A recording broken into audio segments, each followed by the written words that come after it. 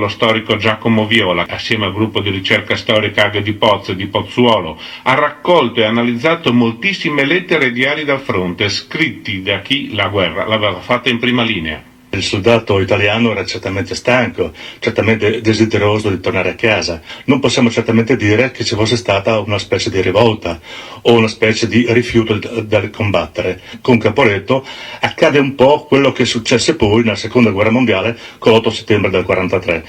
Cioè, in pratica, questi soldati vedevano come la fine di quel conflitto che li aveva coinvolti in maniera drammatica per ben 2 anni sul fronte italiano. E quindi Caporetto per loro poteva significare veramente la fine della guerra e il desiderio finalmente di ritornare a casa.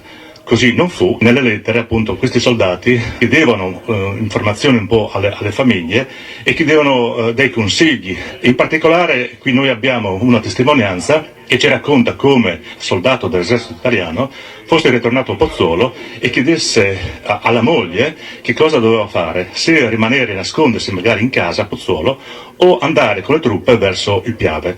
La donna disse: guarda, se tu rimani qui ti considerano un desertore, ti conviene andare via con le altre truppe. E questo uomo scelse questa strada e andò con i suoi reparti fino al Piave, dove combatté e rimase lì fino alla vittoria finale.